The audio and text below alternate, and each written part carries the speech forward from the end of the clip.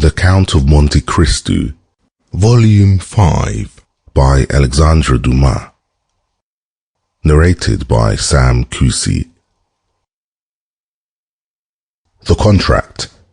3 days after the scene we have just described, namely towards 5 o'clock in the afternoon of the day fixed for the signature of the contract between Mademoiselle Eugénie Danglars and Andrea Cavalcanti, whom the banker persisted in calling Prince, a fresh breeze was stirring the leaves in the little garden in front of the Count of Monte Cristo's house, and the Count was preparing to go out.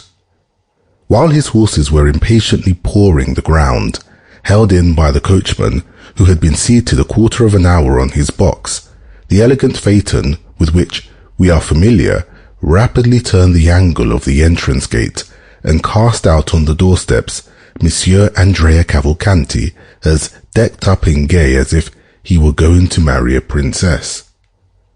He inquired after the Count with his usual familiarity, and, ascending lightly to the first story, met him at the top of the stairs.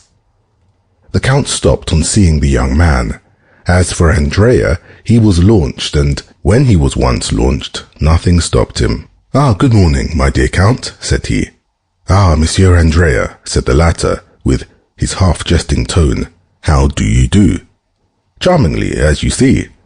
I have come to talk to you about 1,000 things, but first, tell me, were you going out or just returned?" "I was going out, sir." "Then, in order not to hinder you, I will get up with you, if you please, in your carriage, and Tom shall follow with my phaeton in tow." "No," said the Count with an imperceptible smile of contempt, for he had no wish to be seen in the young man's society. "No, I prefer listening to you here, my dear Monsieur Andrea. We can chat better indoors, and there is no coachman to overhear our conversation." The Count returned to a small drawing-room on the first floor, sat down, and crossing his legs, motioned to the young man to take a seat also. Andrea assumed his gayest manner.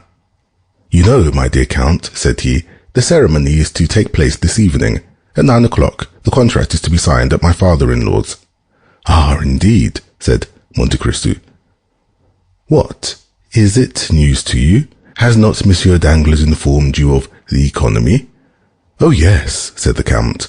"I received a letter from him yesterday, but I do not think the hour was mentioned." "Possibly my father-in-law trusted to its general notoriety." "Well," said Monte Cristo, "you are fortunate, Monsieur Cavalcanti. It is a most suitable alliance you are contracting, and Mademoiselle Danglars is—" Sample complete. Ready to continue?